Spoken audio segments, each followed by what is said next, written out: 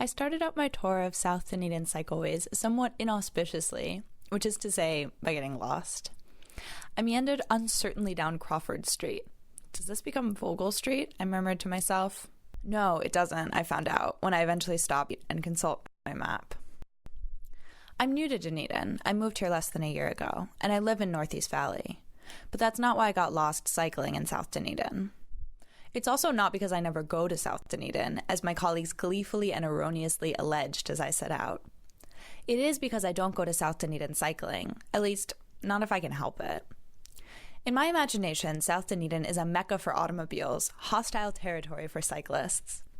I think I got that idea on a previous attempt at cycling down Anderson's Bay Road for the first time, and finding myself abandoned in the middle of turning traffic when the cycle lane abruptly disappeared shortly before it reaches McAndrew Road. But this time, I set aside my mounting trepidation and planned a route. It was a beautiful day. I was glad to go cycling. I wouldn't get run over. 10 minutes into my cycle ride, I was feeling fine. I'd been riding on streets that, according to my Dunedin City Council website-issued map, had had cycleways since 2014. I had, simultaneously, been riding on streets that were unequivocally free of cycleways or any cycling-related markings. But they'd also been more or less free of cars, which I hadn't been expecting. I had the road to myself. On my way to St. Clair, I had to go up onto the footpath a couple of times, and twice almost ran into cars. One car was parked, and it was my fault.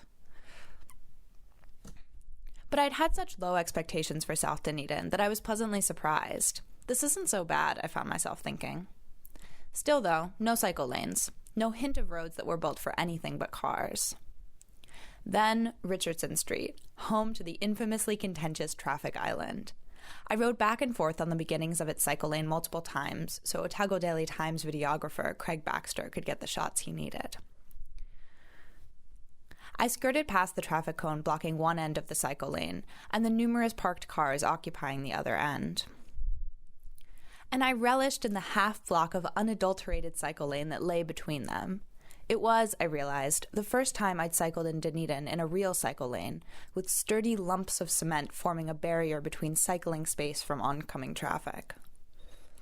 It was spacious. It felt luxurious. It was miles better than the cycle lanes I take every day, from home in North Dunedin to work in the Octagon and back. And after Richardson Street, I got harsher on South Dunedin, and Dunedin as a whole. I'd seen how wonderful cycling here could be. It was frustrating, because, for the most part, cycling in Dunedin isn't wonderful. It's mediocre, good on a nice day, and awful on a bad day. And the rest of the ride was either cycle paradise, Royal Crescent, Hoona Road, Portsmouth Drive, or nothing at all, Vogel Street to Neville and Bellona Streets, with Portobello roads lying somewhere in between, a more than ample cycle lane with confusing signage. Cycle lanes in Dunedin still have a ways to go. I knew that before I set out to South Dunedin. But in my trip to South Dunedin, I got a taste of what great cycleways in Dunedin could be like, and after struggling through several delays and disruptions, the city's whole cycle network is now slated for a tentative finish date that's more than a decade away. I'll check back then.